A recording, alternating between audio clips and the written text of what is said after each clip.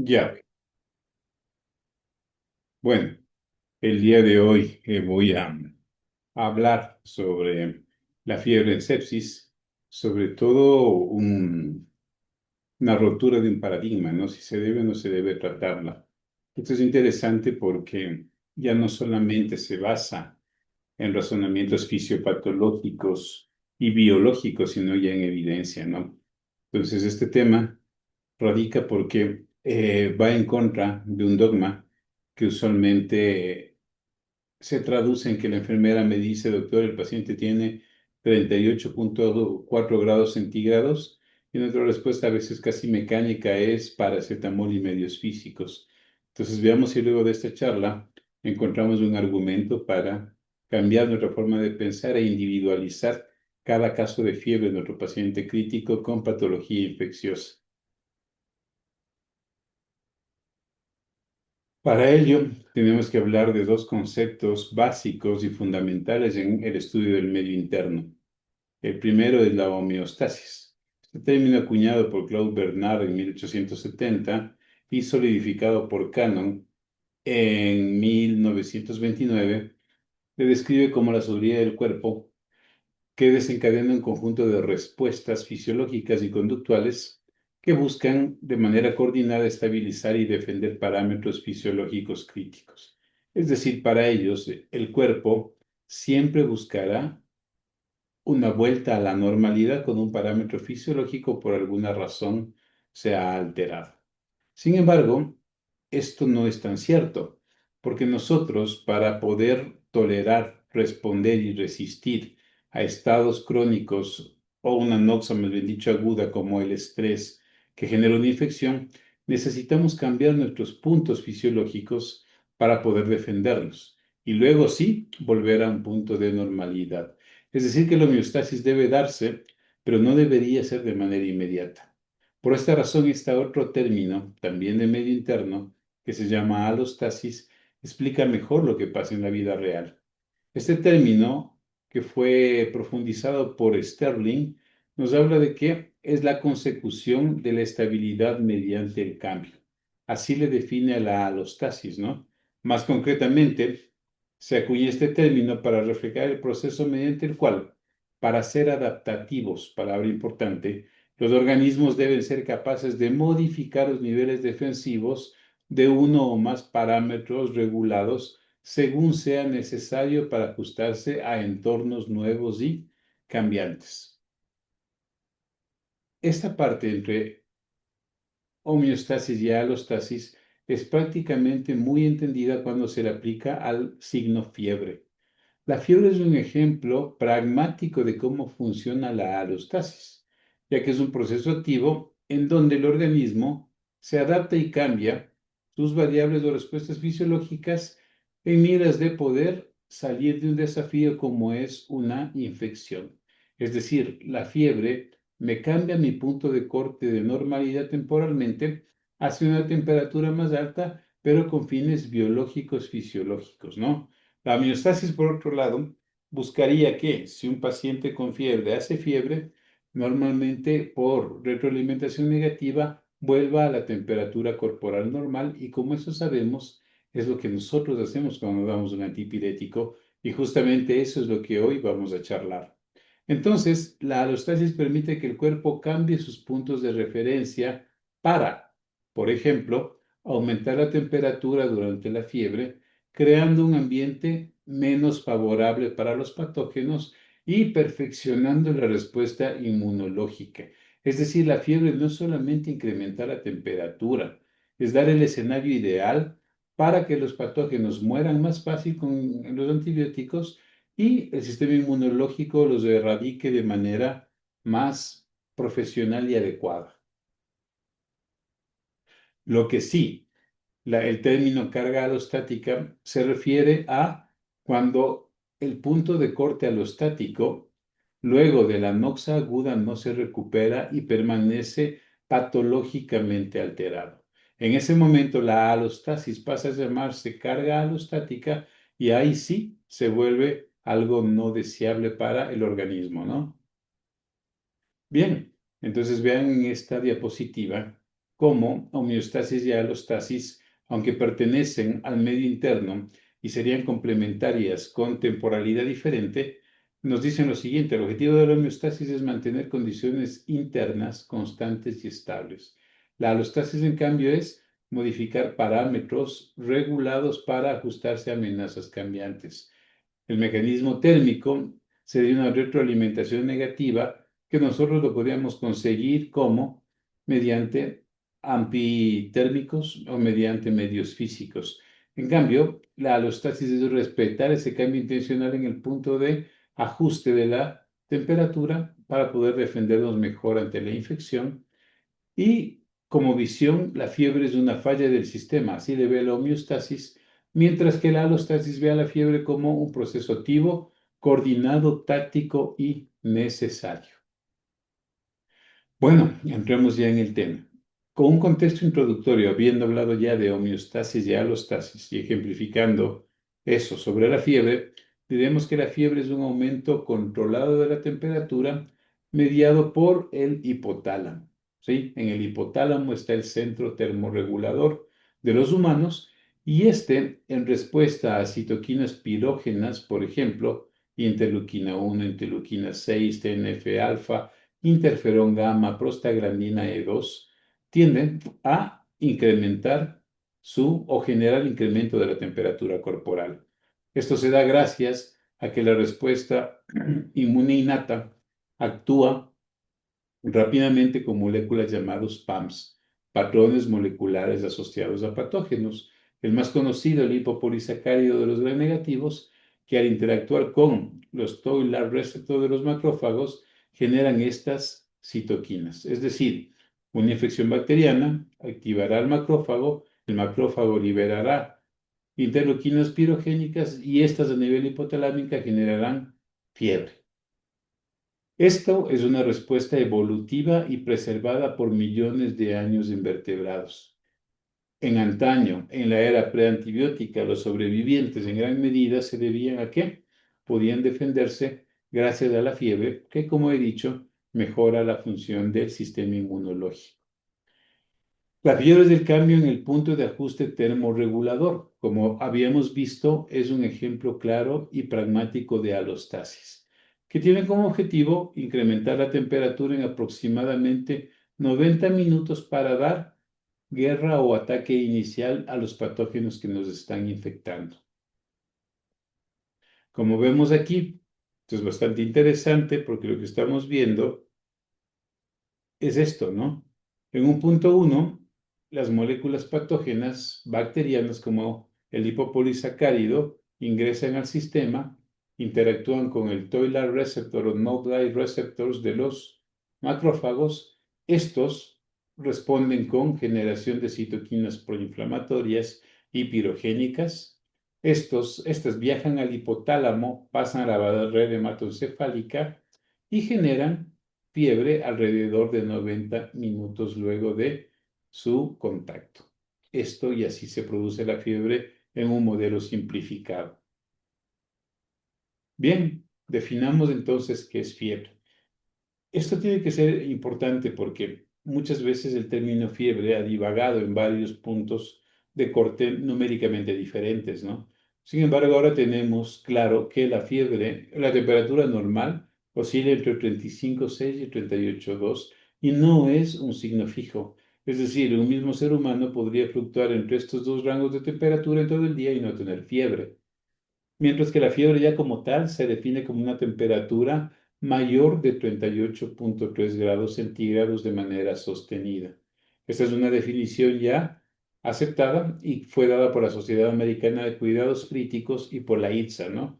La Sociedad Americana de Enfermedades Infecciosas. Como sabemos, es una respuesta beneficiosa porque, reitero, hace mucho más eficiente el sistema inmunológico y le hace la vida no grata a los microorganismos, facilitando su eliminación. Temperaturas más de 38,5 reducen la MIC bacteriana, la concentración mínima inhibitoria. Es decir, que la bacteria en situaciones de fiebre requiere para morirse menos antibiótico que lo que pasaría si estuviese en normo o hipotérmico. Además, la fiebre prepara y protege el cuerpo para que este exceso de temperatura no dañe sus propias células, generando la producción de proteínas de choque térmico que protegen al organismo, ¿sí?, de las altas temperaturas y que es estimulado por el factor de transcripción nuclear kappa B. Justamente este factor es el que cuando el lipopolisacárido se ancla al receptor 4 en el macrófago, funciona como un factor de transducción. Es decir, mientras el macrófago está produciendo citoquinas proinflamatorias y pirógenas, a la vez estimula la proteína de choque térmico para proteger a sus células. Es un trabajo paralelo magnífico. Y evidentemente esta fiebre será adecuada para todo paciente que esté o que sus comorbilidades sean inexistentes o tengan una fase inicial. En pacientes específicos como los neurológicos y los que tienen neumopatía o cardiopatía estructural en fases avanzadas, la fiebre puede ser contraproducente y ahí sí que sí se debe tratar de manera importante. Bien, pongamos las definiciones en pacientes especiales, tercera edad y en aquellos que están con neutropenia secundaria de quimioterapia. En los pacientes de la tercera edad, la IRSA define de tres maneras la fiebre. Una sola temperatura oral superior a 37,8 en este paciente, mayor de 65 años y es considerado fiebre. O mediciones repetidas de la temperatura superiores a 37,2 grados por vía oral o 37 grados por vía rectal. Como vemos, es el punto de corte más bajo que el 38,3 en los pacientes normales, ¿no? Y un aumento con respecto al valor inicial superior a 1,1 grados centígrados. Mientras que en los pacientes con neutropenia debido a quimioterapia, tanto la ITSA como la Red Nacional Integral del Cáncer definen a la fiebre como una sola medición de temperatura oral igual o superior a 38,3 grados centígrados o superior a 38 durante al menos una hora de manera sostenida. Miren cómo hay definiciones especiales de fiebre en estos dos grupos de pacientes. Y aquí vemos lo que habíamos conversado, ¿no? La homeostasis, el cuerpo trata de mantener normalidad, sin embargo se da cuenta que está ante una infección, permite que haya alostasis, cambia su punto de regulación térmica, permite la fiebre y así se la define, ¿no? Y en geriátricos y en oncológicos, como habíamos dicho, ¿no? En el geriátrico una sola medición de 37,8 o una sostenida de 37,2 oral, 37,5 rectal, o un aumento de la basal de 1,1 grados centígrados. Y en oncología, mayor de 38,3, igual que cualquier paciente, o más de 38 grados de manera sostenida durante una hora o más. Bien, hablemos entonces qué hace la fiebre en el sistema inmunológico y como vemos, no es poco. La fiebre genera y optimiza la inmunidad innata y la inmunidad adaptativa. Estimula la liberación de neutrófilos desde la médula ósea. Los neutrófilos son fundamentales en inmunidad innata porque dañan o controlan los microorganismos mediante fagocitosis y mediante netosis, ¿no? Mejora la función de los linfocitos asesinos naturales, los natural killer, que son linfocitos que participan en inmunidad innata. Mejora la fagocitosis por macrófagos, potencia la presentación de antígenos por células dendríticas, más proteínas de choque térmico para proteger e inmunomodular y mejora la función de los linfocitos T y su migración. Es decir, tienen efectos pleiotrópicos a nivel inmunológico y la fiebre orquesta un mejor funcionamiento del sistema para combatir la náusea infecciosa. ¿Qué efectos bacterianos de la fiebre? Otra de las cosas poco conversadas de las charlas convencionales, ¿no? Las bacterias presentan un punto crítico de crecimiento. Una bacteria difícilmente se replica, perdón, más de 40 grados centígrados. Modelos experimentales de meningitis muestran o mostraron una correlación inversa entre fiebre y crecimiento bacteriano, sobre todo en encapsulados, ¿no? En neumococo y hemófilos. Y este es un estudio que lo nombraré después, que es fantástico, ¿no? Antiguo, 1982, McCormack, genera hallazgos impactantes cuando en 432 cepas bacterianas hace que interactúen con 17 antibióticos distintos. Él se da cuenta que la concentración mínima inhibitoria bacteriana disminuyó cuando la temperatura fue de 35 a 41,5 grados y este efecto fue profundamente más fuerte en antibióticos beta-lactámicos. Es decir, aquí se demostró que la mic bacteriana se vuelve mucho menor cuando hay fiebre, ¿no? Y hay menos producción de PBPs y sobre todo de beta-lactamasas a temperaturas altas. La bacteria tiene menos posibilidad de generar resistencia enzimática por beta-lactamasas.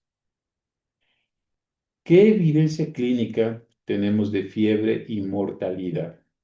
La fiebre se correlaciona inversamente con mortalidad en varios estudios observacionales, lastimosamente. Eso quiere decir que a mayor fiebre, menor mortalidad en la fase aguda de la infección, ¿no? Bryan en 1971, con 218 pacientes que tenían bacteremias por gram negativos, demostró menor mortalidad en pacientes con fiebre comparada con normotermia, ejemplo en bacteremia con gram negativos. En peritonitis bacteriana espontánea, Weinstein en 1978 encontró que una temperatura superior a 38 se asociaba con una mayor supervivencia, peritonitis primaria, varios modelos infecciosos. Young en el 2012, en cortes de miles de pacientes de fiebre elevada, en las primeras 24 horas, menos mortalidad intrahospitalaria.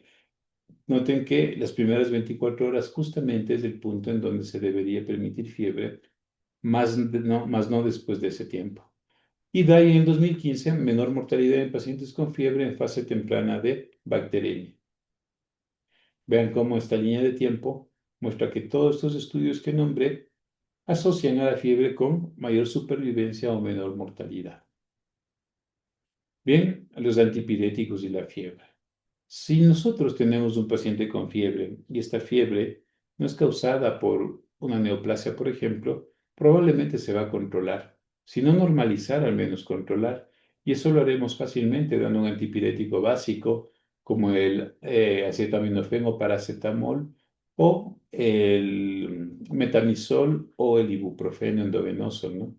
Pero, ¿tiene sentido controlar el signo fiebre? ¿O realmente lo que estamos haciendo es quitándole los instrumentos biológicos generados y construidos en millones de años de evolución a un paciente que necesita defenderse de una noxa bacteriana severa? Lee, en el estudio PHASE en el 2012 en pacientes sépticos, demuestra que la administración de antipiréticos se asoció independientemente con mortalidad a los 28 días. Es decir, no solamente que no hizo nada, sino que incrementó mortalidad en el estudio de Lee. No se repite este outcome en otros de los que les voy a nombrar. Shen Ji en el 2017, en casi 9,000 pacientes sépticos en ventilación mecánica, demostró que el uso de antipiréticos se asoció con un mayor riesgo de mortalidad. La hipotermia extrema podría incluso ser más perjudicial que la normotermia. Mientras más baja la temperatura, bacterias más virulentas, sistema inmunológico menos eficiente. Sang en el 2015, en más de 15,000 pacientes con sepsis en UCI, la terapia antipirética no redujo mortalidad y el enfriamiento extremo fue dañino. Y por último, varios metaanálisis, el uso de antipiréticos y el control de la fiebre no redujo mortalidad en pacientes críticos con sepsis. Como vemos aquí esta línea de tiempo, el estudio PHASE de Lee en el 2012, mayor mortalidad a los 28 días. El estudio masivo de Sang en el 2015, la terapia antipirética no redujo la mortalidad y el enfriamiento extremo fue perjudicial. Y la corte en ventilación mecánica de Shen en el 2017 se asoció con mayor riesgo de mortalidad. Y aquí tenemos los dos metaanálisis más importantes en cuanto al uso de control térmico con antitérmicos en pacientes con fiebre. El de 2022 de Holgersson, con más de 5,000 pacientes de todo tipo clínico, aunque predominaron los pacientes críticos, y el de Sakat en Journal Critical Care del 2021, con 13 ECAs y casi 2,000 pacientes, en donde fueron exclusivamente pacientes críticos, y la conclusión de estos dos fue que el tratamiento de la fiebre no afectó el riesgo de muerte ni tampoco efectos adversos graves. Es decir, tratar la fiebre no me condujo a mejorar la supervivencia en pacientes infectados. Solamente obtuve un número de normalizar la temperatura y como hemos visto hasta aquí, no sé si eso sea el objetivo que debamos tener. En cuanto a fiebre, oxigenación y hemodinamia.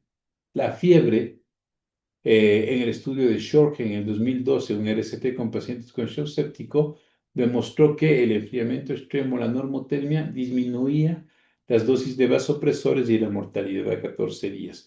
Este es el único estudio que ha demostrado que el control térmico mejora outcomes hemodinámicos y respiratorios.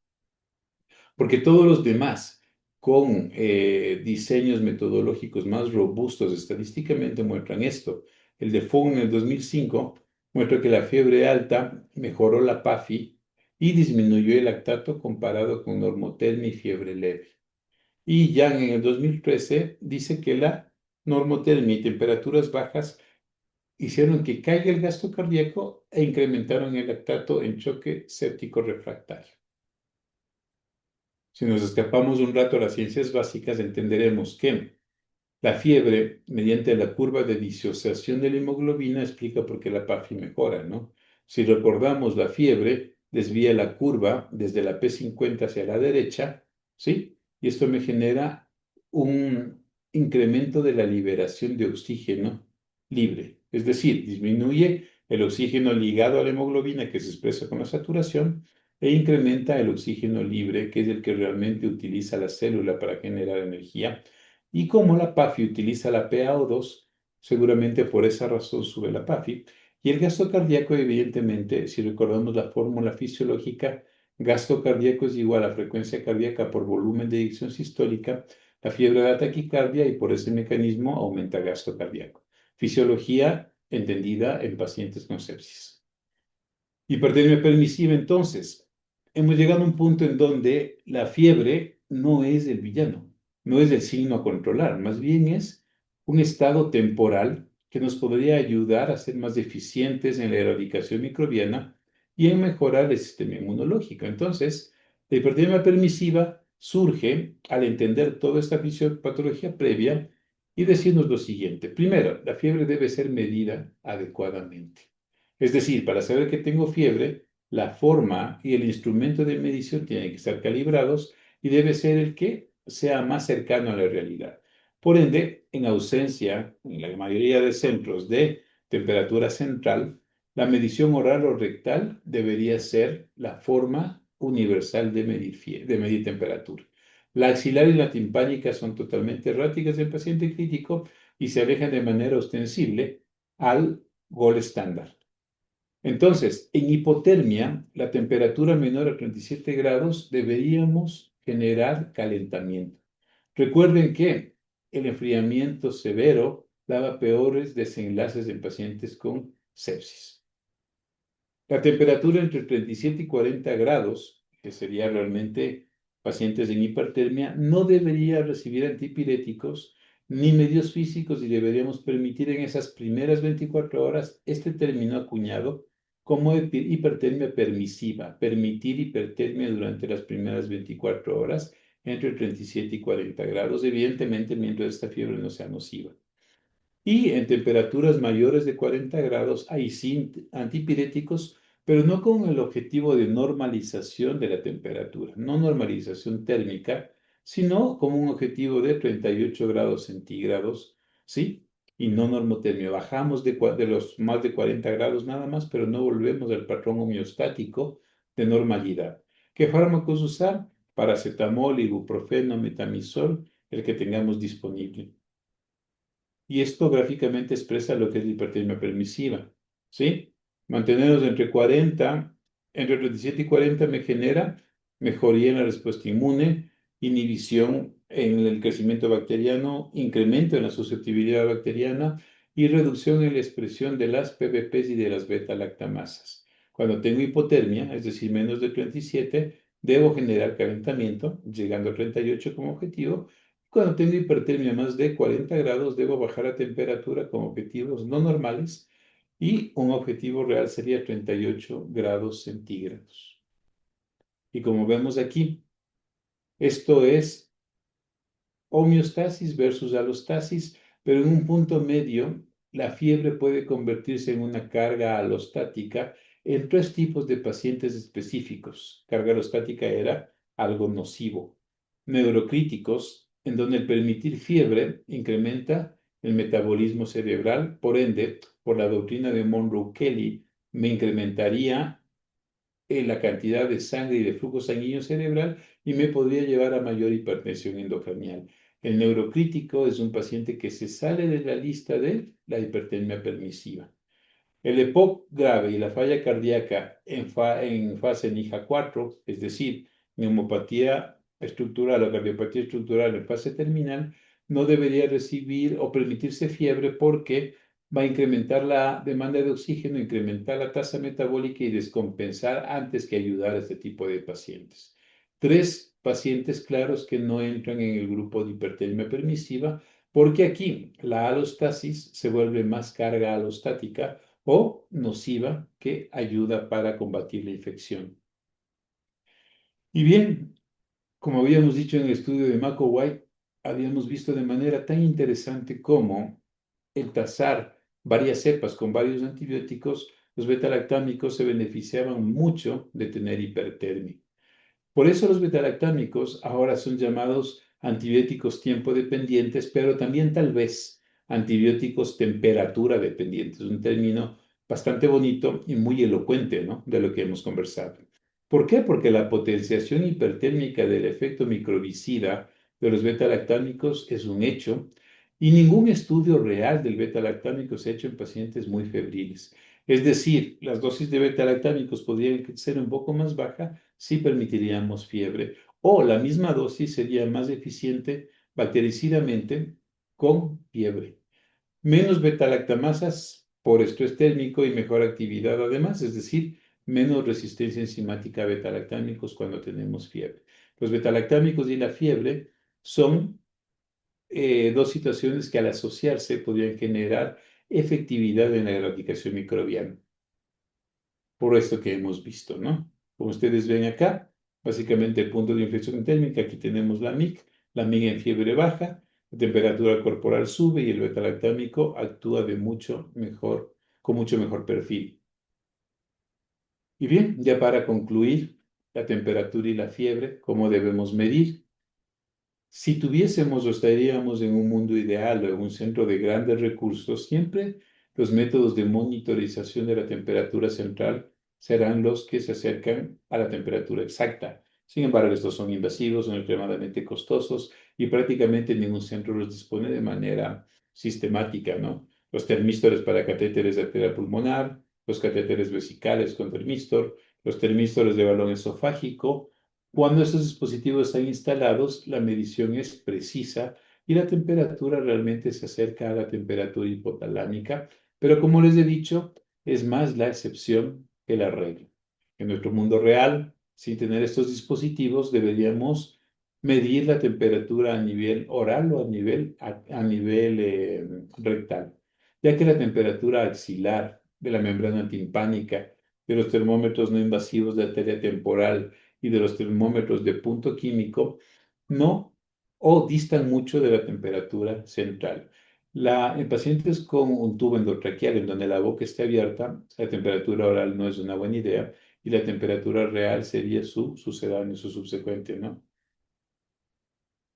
Y bueno, este gráfico que se quede en sus retinas, el estándar de oro siempre la temperatura central con termístores Swan-Ganz, vesicales con termístores, balón esofágico con termistor, muy poco probable que lo dispongamos en los centros, entonces deberíamos utilizar temperatura oral o rectal, ¿sí? De la manera que les he dicho y no es recomendada los otros métodos, ¿no? ¿Por qué es importante esto? Porque para nosotros diagnosticar o darnos cuenta que un paciente tiene fiebre, debemos medirla adecuadamente.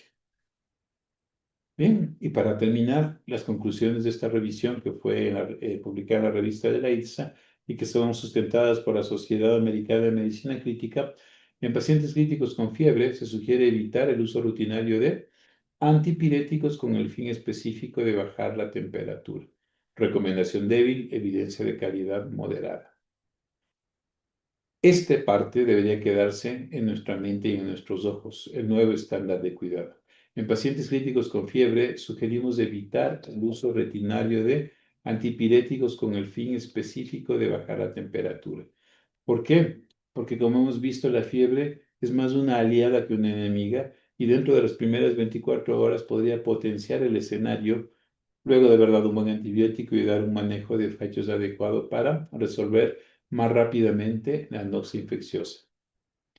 Y para terminar mi charla, como conclusiones, la fiebre es un mecanismo de defensa que funciona más como alostasis que como homeostasis, que optimiza el sistema inmune, tiene un efecto antimicrobiano directo y mejora el gasto cardíaco y la oxigenación expresada por la PAFI. Tiene una asociación protectora, ya que en etapas tempranas se asocia con menor mortalidad. Las primeras 24 horas permitir fiebre puede disminuir mortalidad. Evidentemente, esto deriva de estudios observacionales y no de grandes RCTs. No al uso de antipiréticos de rutina. La fiebre debe ser controlada netamente cuando tenga las comorbilidades que hablé, neurocríticos, neumópatas terminales, cardiópatas terminales o cuando es superior a 41 grados, a 40 grados, perdón. Si eso no tiene el paciente, hay que permitir la fiebre. La estrategia de hipertermia permisiva es una estrategia basada en evidencia, basada en ciencias básicas, que es plausible y que es rotundamente estudiada. Tolerar temperaturas de entre 37 y 40 grados definitivamente me da un escenario adecuado para control de foco infeccioso. Las excepciones clínicas, como ya les dije, neurocríticos, neumópatas terminales, cardiópatas terminales. Y la medición asegurarse que sea adecuada. Si enhorabuena tenemos los gold estándar, utilizarlos, temperatura central. Pero en ausencia de helios, la temperatura oral o rectal definitivamente tiene que ser la indicada y evitar la vía axilar o timpánica. Eso sería todo. Quedo agradecido. Me quedo pendiente de cualquier duda o de cualquier comentario.